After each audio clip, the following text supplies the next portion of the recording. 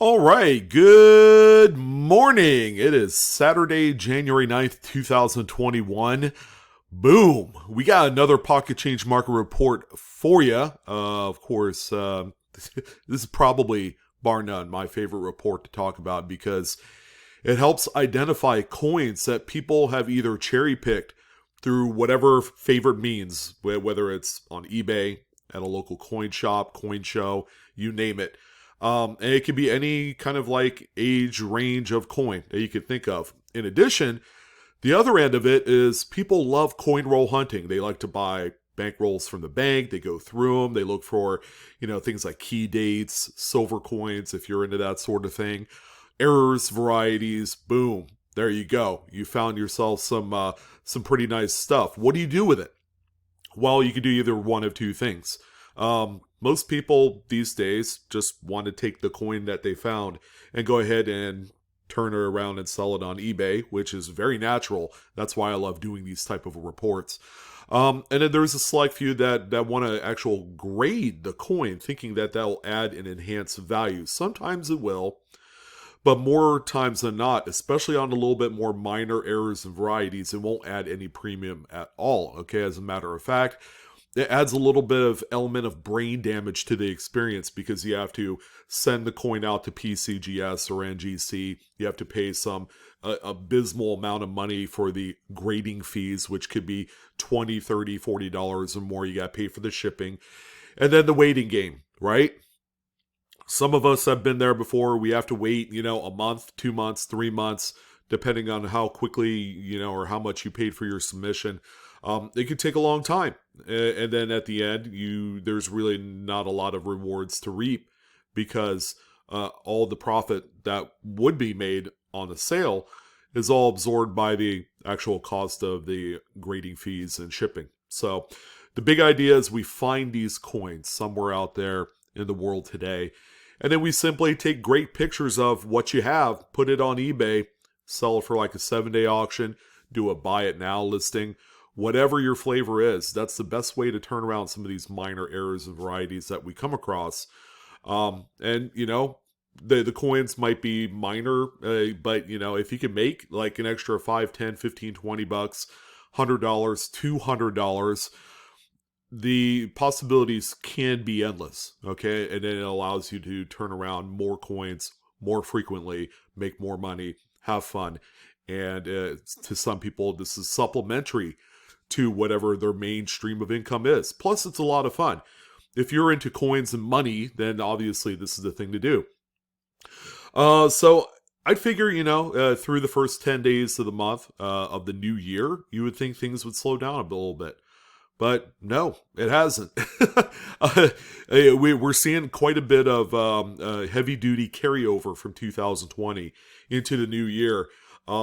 There's a lot of phenomenal coins. I'm talking, this is probably one of my favorite reports in quite some time.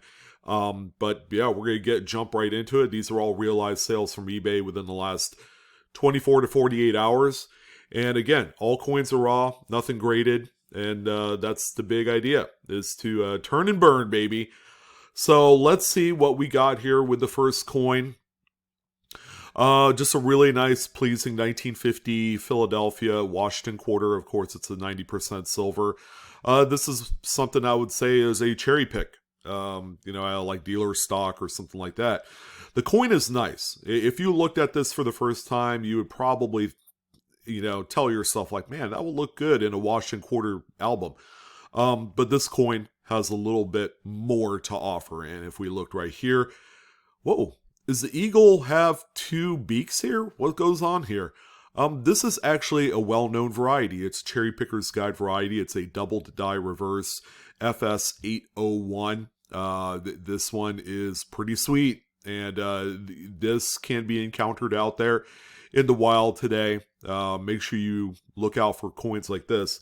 This one example did sell for $41.99. It was probably a cherry pick for under 10 bucks, I'll be honest. So that's a nice 4 times your money right there. Pretty cool coin. And again, this is the date where you find the double beak, which is really, really cool to me. The next coin here with the funky photo perspectives has a few things going on. All right, so this is a relatively newer coin, a 1998 Philadelphia Washington quarter. It's the final date of the Eagle reverse before we jump into the 10-year state quarter program that everybody loved at the time.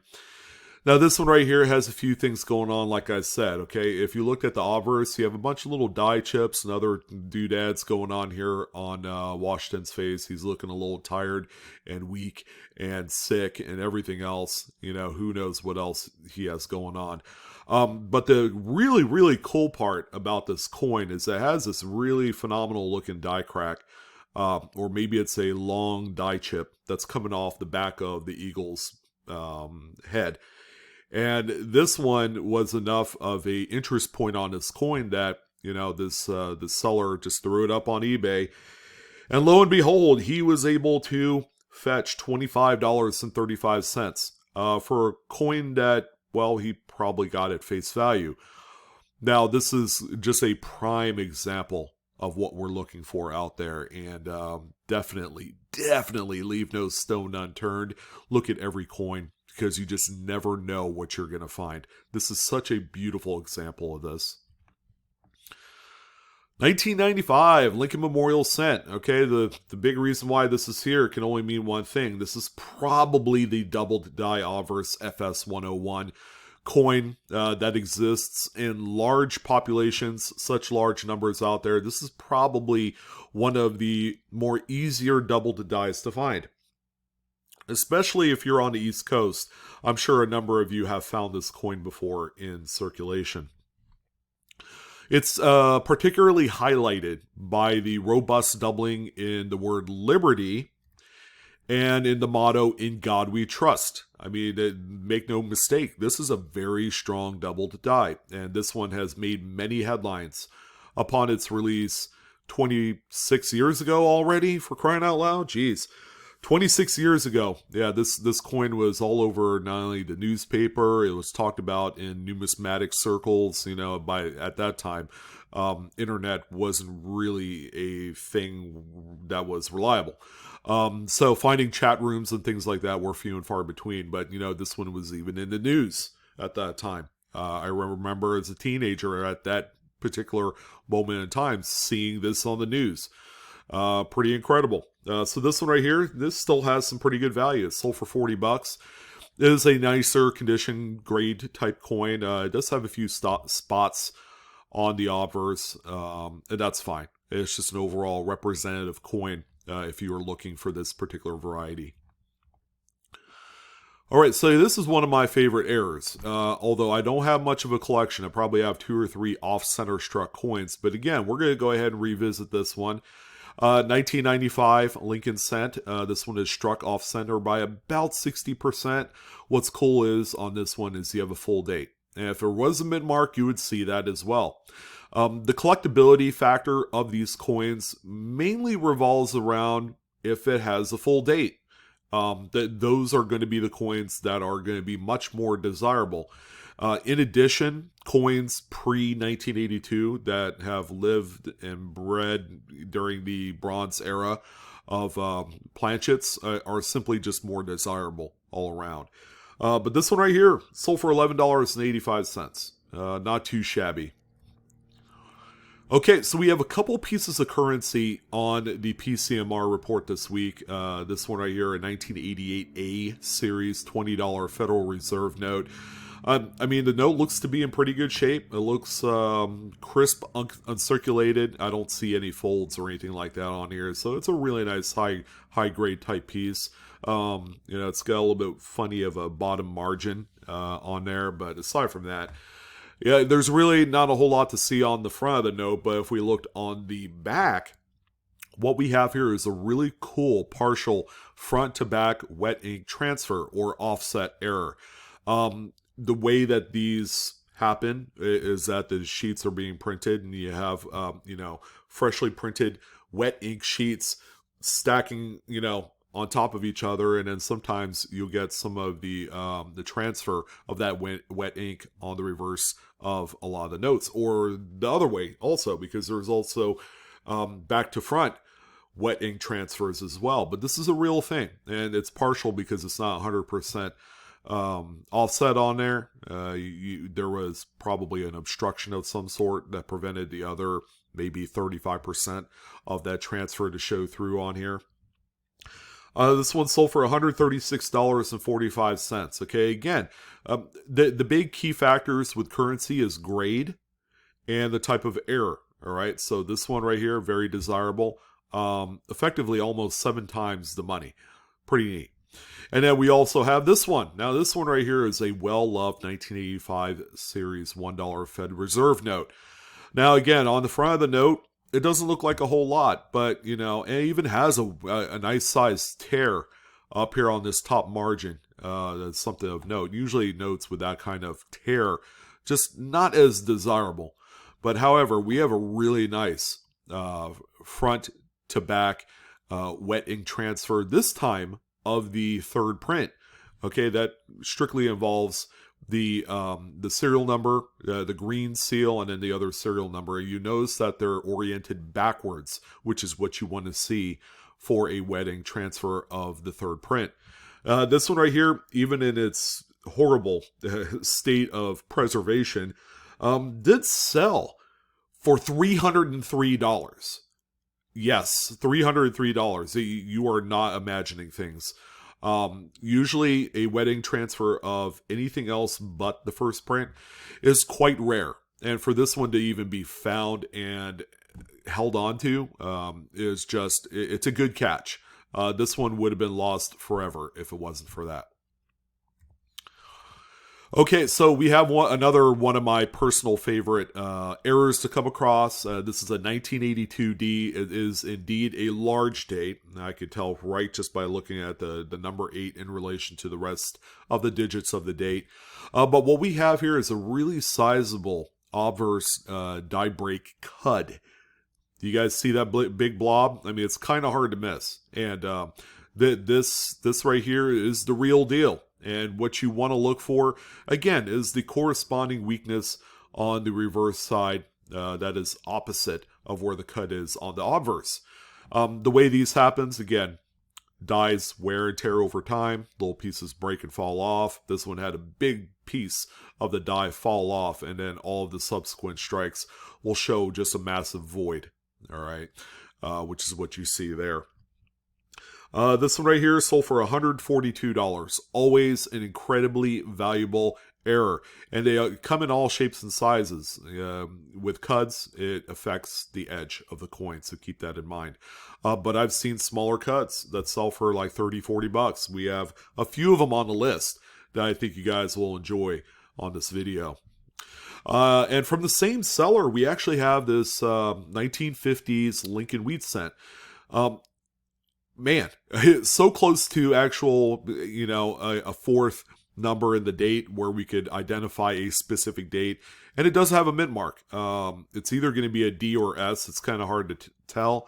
Probably I'm leaning more toward a Denver minted off-center error. This one is about 25%. And it sold for $53.50. If it would have had a full date, I would venture to guess it's probably going to be worth about 20% more, and that's generally a difference maker when it comes to these type of errors. Now this one right here is cool. All right, so there are a few different variants of what we call a shattered die. Obverse Roosevelt Dime 2006 is definitely one of those dates where you're going to find some pretty remarkable and just downright dramatic shattered dies. Normally with a shattered die, you'll have 3 touch points with the crack. So you have one here, you got one here, and then another one right here. Otherwise, if this one wasn't here, it would just be just a glorified die crack, or you know, pretty. I mean, there is a little bit of displacement, so you would think maybe a retained die break, but this thing is just simply amazing. And I've talked about this coin on a number of different programs, and it's one that I just urge a lot of folks. I know people don't search dimes that much, but I urge a lot of folks to be on the lookout for the shattered die obverse Roosevelts, which occur on a few dates during the 2000s. This one right here, again, is a true example of the possibilities. It's sold for $156, which is a lot of money just to be leaving, literally on the table. If you didn't find this, or if it looked damaged to you, you would have left a nice good chunk of money, hanging for sure. All right, so this is probably a coin that's least likely to be cherry-picked or found in circulation, but it's a Jefferson Nickel that exhibits both a really nice brockage, it's slightly off-center, and it's also broad-struck. So you have two really phenomenal-looking errors on this coin. Sold for $146, and you can sit here and literally stare at this coin all day long. It's pretty. I have never personally owned a brockage coin, although I after seeing this one, I might actually take the plunge and try and find one. The next coin that we have here is another Jefferson Nickel. It's a little bit higher grade, 1943p, Silver War era, 35% silver manganese planchet alloy coin. This one right here has a phenomenal amount of lamination on the obverse of the coin. This one sold for $22.95. All right, check every coin. Doesn't matter what it is. This is a very commonly encountered error on these earlier dated silver war nickels. So yeah, could have sold for a lot more, but a lot of collectors know that this is a very common occurrence on these coins. All right, dig down deep into those West Point quarters. Okay, we have another Salt River Bay here. It's a 2020. These coins took the world by storm the last 24 months. And hard to believe that this program has been going on for roughly 2 years, because it exists in 19 and 20, and here we are, 2021. So the coin that you see here doesn't look like it exhibits anything extra, all right? But if you look really hard, this has something that a lot of people have been finding on 2020s because just of the lack of quality and the up ramp in coin production. This one right here exhibits a pretty nice strike through above the word "In God We Trust." Pretty cool. You can see the W mint mark right there. And strike throughs are the name of the game for these Salt River Bay. A lot of them are out there and they exist in high numbers, but yet people don't really give them a whole lot of credit. But this one right here sold for $25, whereas a standard West Point Salt River Bay is probably worth about $12, give or take. So it's a pretty nice double up premium on something like this. So make sure you look at your West Points for little nuances like this. People do want them. Talk about an extreme off-center struck coin. This is a 62 Lincoln Memorial. It doesn't look like it, but it is. You can see the side of the memorial on the reverse, but you have just enough cut of the date right here to know exactly what date it is. Now, the real question is it a Philadelphia or a Denver? That might be, that little reflection spot might actually indicate a mint mark. I don't know. That's all speculative at this point. But this is such an extreme example of this type of error where you actually still see a partial date. This one right here is sold for $79. All right, you can't go wrong with something like this. A very desired, very collectible. Make sure you guys take a quick look at your scrap silver. This one was not long for this world. I would say, the next big silver run up, this one could have been a silver melt piece right here, which based off of condition alone, it's not worth a whole heck of a lot. However, have you guys checked out what's on the obverse of the coin? You guessed it, we got another lamination. And the way the lamination sits is it makes Washington look like very skeletal right here, which is kind of cool. All right, people love things like this. The error itself, of course, is pretty nice. But, this is what, a $4 or $5 coin based off of silver melt value. This one right here, however, has transformed into a $50 coin. It sold for $49.95 because of this lamination and the other kind of like stuff maybe you see as a result. So I encourage you guys to double check your scrap coins for things like this. I mean, it doesn't look like a whole lot, but as a total package, man, it delivers. Here's a little bit of a nice cherry pick, a 1911 D Barber Dime. This one, as you guys can see, exhibits a rim clip along with the prerequisite Blakesley effect. Just a flattening of the opposite rim of the clip. You see that also the reverse as well. This coin right sold for a lot of money. A best offer was accepted under $205.99. Again, when you have a coin that's in pretty nice shape and it's an obsolete design type like a Barber, and you have something as innocuous as a small rim clip, believe it or not, there is quite a big market for these type of errors. I'm trying to find the word to kind of like eclectic, I guess. Eclectic in the sense of just the design type and the type of error and condition. You just put it all together. It's really a white whale of a coin. Now here's a really nice 1940s Jefferson Nickel. It's in really nice shape. Mid-state 64 is what I'm feeling off of this coin. The strike is particularly weak, if not, more on the late die state stages. And the reason why I say that is you have a lot of deterioration of the die. You have weakness in the steps. And then you have this big gob right here. My goodness, that's a big old die chip. And that was the main selling feature of this coin. This one right here is sold for $12.50, whereas if you just need to pick up a BU 1940S, you would have paid about $2. So this is a pretty decent cherry pick. It's not a tremendous amount of money on the flip, but it all adds up, and this one I'm okay with. Another beater, a 1941 Lincoln wheat cent with a remnants of a lamination. So you just see this streak go across the front of the coin. That's all. That's all this coin needed to sell for $16.50. It's a laugher because I come across these quite frequently in wheat cent bags. It's not a rare thing. But if you could just imagine popping, $5, $10, $15 per lamination you find, the money gets really, really dumb at that point. So it just goes to show you that there is a collector base for errors and varieties, and laminations are a thing.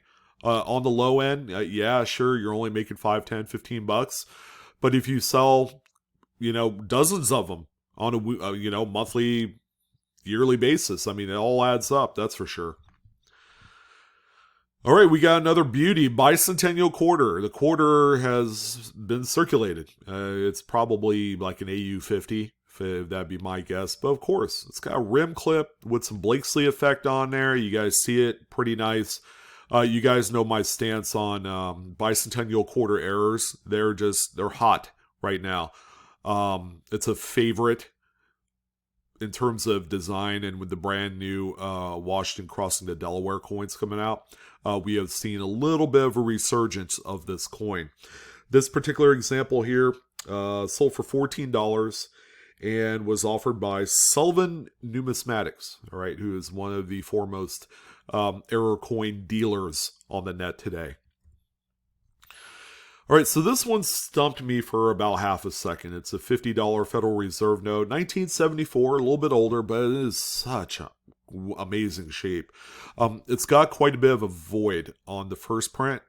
The third print, which is like the district seals and the serial numbers, were unaffected by whatever piece of material that was on the sheet when this thing was printed. This is effectively an obstructed overprint, or obstruction when the first print was produced on this note. This one right here, also the back of the note, untouched. This one, let's see, sold for $159.49. So pretty neat. Nice looking error right there on a piece of currency. This is a relatively minor off-center error, 1984 Philadelphia, Washington. This one's probably like 5% if I had to guess, but still a very collected coin. This one right here is sold for 15 bucks. Can't really ask for a whole heck of a lot more. Just a really nice minor error of this type. All right, we have another war nickel, a 1945S. Now, the one thing I will say about these coins is that there are a lot of repunched mint marks. This one, pretty nice shape. It's got quite a bit of like scrapes and stuff in the hair, here in the fields. So it's a pretty decent type coin, you know, maybe a mid-state 62, 63 if I had to guess. But in terms of that repunch mint mark, they are plentiful. This one is an S over S, where the primary S is, or the secondary S is east of the primary. God, that was a mouthful. This is also RPM number 1 through Wexler's. Pretty cool coin. What did this one sell for? $22.95. Whereas the coin, if you need to pick up a decent looking war nickel of this particular date, is worth about $5 to $6. So it's a pretty nice cherry pick. Here we go, another rim clip, this time on some old silver. 64, final date of the 90% planchets. Nice sized clip along with flattened Blakesley effect areas on the opposite side of the coin. This one right here is sold for $30.50. Condition's really nice too. And again, that plays a huge role in the value of these things. All right, so we have another cud. Yes, 1982 large date. This is a bronze type planchet. The coin does exhibit a little bit of condition issues, some pitting, some tool marks right here. You know, again, affects the value a little bit. This one right here with the cud. Also, by the way, this and the next couple coins are sold by a dealer named Smitty's. He's actually a guy that is on Collector's Universe forums. Really nice guy. Has a lot of great stuff. This one right here sold for $47.43. A best offer was accepted on this coin and the next two coins. Some more early silver. This time a 63 Philadelphia with a an apparent ragged clip right here. Some people would also call it a fissure, but what it really comes down to is a defective part of the planchet of the coin. It was an end of strip punch out. This one right here is another coin by Smitty's. Best offer was accepted under 47.43. Pretty cool. And actually, I come across these quite regularly in scrap silver. So make sure you guys keep an eye out for stuff like this too. It looks like it was beat up and rode hard and damaged. But in reality, if you take a close look, it's all very clean. There was no push-up of material to exhibit any sort of look of damage or the appearance thereof. But just a really cool error to come across when you do. And then finally, we have one more cud, the final coin on the list for this week. We had a pretty stacked list, 25 coins altogether, so I hope you guys enjoyed it. But we have a nice early date 1917S Lincoln wheat cent. Now the coin on its face is worth about 50 cents. All right, it's a very inexpensive coin without the cud. The cud adds a whole new element to the rarity, to the value. Usually the error, this particular type of error isn't normally seen on the earlier dated Lincolns. However, this one is beautiful. The coin looks like it was cleaned a little bit. It's more apparent on the reverse, just based off of the steely gray appearance. You got some crud in certain areas. But this one right here, ladies and gentlemen, a best offer was accepted under $80.76. Pretty nice lineup, if I do say so myself. So you guys go ahead and head to the banks, go to your local coin shop, whatever your flavor is. There are lots of errors and varieties to find. We just talked about a very scant few of them on this channel today on the PCMR. I hope you guys enjoyed it. It was certainly a lot of fun discussing it with you today. I'm your host, Sean, with Blue Ridge Silverhound. As always, don't forget to like, share the video if you feel like it. Subscribe to my channel. All of the extra support goes a long way for the new year. I'm trying to hit 200,000 subs, guys. So let's make it happen. And as always, Coinaholics, we are discovering together. So I look forward to hearing about your new finds and your new everything, because I do care. And you guys take care. And I'll see you guys on the next coin video. Have a great weekend.